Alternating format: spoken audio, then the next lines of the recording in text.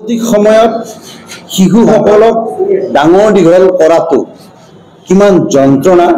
প্ৰতিগৰাকী মাক দেউতাকে মৰ্মে মৰ্মে অনুভৱ কৰে আৰু এই কথাটোকেই চিন্তা চৰ্চা কৰি প্ৰযোজক বিশিষ্ট সাংস্কৃতিক কৰ্মী অজিত বৰ্মন দেৱৰ লগত লকডাউনৰ আগতেই আমি এখন ছবি কৰাৰ কাৰণে পৰিকল্পনা কৰিছিলোঁ আৰু সুন্দৰকৈ ছবিখনৰ শ্বুটিং দৃশ্যগ্ৰহণ সম্পাদনাও হৈ গৈছিল কিন্তু লকডাউনৰ কাৰণে আমি ৰিলিজ কৰিব খুজিও তিনিবাৰকৈ আমি ৰিলিজ দিব পৰা নাছিলোঁ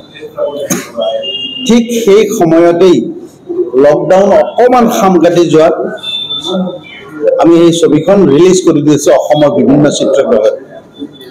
যদিও ভয়তে মানুহে ছবিখন চাবলৈ অহা নাছিল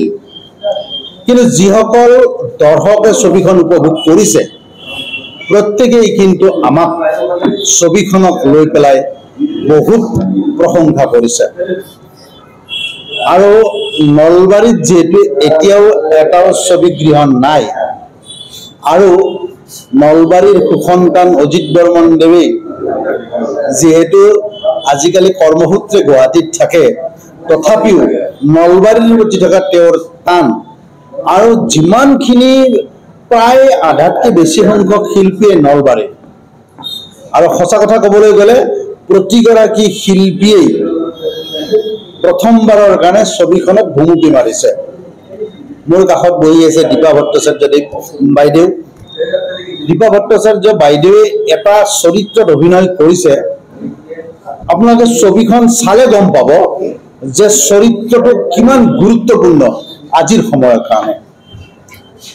আইজনী বাইদেউ আছে হৰিশ তালুকদাৰ দাদা আছে তেখেতসকলে যি যি চৰিত্ৰত অভিনয় কৰিছে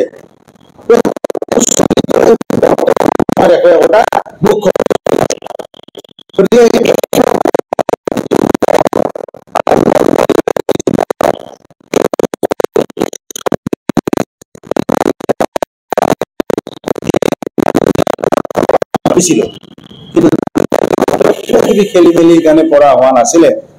মাজতে মাননীয় অজিত বৰ্মন দেৱ অসুস্থ হৈছিল আৰু এই ছবিখনৰ লগত অসুস্থ আৰু কিবা কিবি কথা বহুত জড়িত হৈ আছে ছবিখনত দৃশ্যগ্ৰহণৰ সময়ত মোৰ দেউতাই স্বৰ্গগামী হ'ল দৃশ্যগ্ৰহণৰ শেহত সম্পাদনাৰ সময়ত মাননীয় অজিত বৰ্মন দেৱৰ পিতৃদেৱ স্বৰ্গগামী হ'ল ৰিলিজৰ আগে আগে আকৌ মাতৃদেৱ স্বৰ্গগামী হ'ল গোটেইখিনি কথা সামৰি লৈ পেলাই আমি তথাপিও যে এই ছবিখন দৰ্শকলৈ আগুৱাই দিব পাৰিছোঁ তাৰ কাৰণে মই কিন্তু সকলো ৰাইজৰ আশীৰ্বাদ আছে বুলি ভাবোঁ অহা 9 জুন তাৰিখে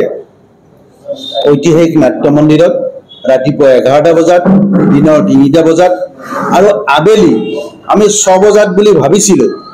দৰ্শকসকলক ইয়াৰ জৰিয়তে অনুৰোধ কৰিব বিচাৰিছোঁ 6 বজাৰ দৰ্শনীটো আমি অকণমান আগুৱাই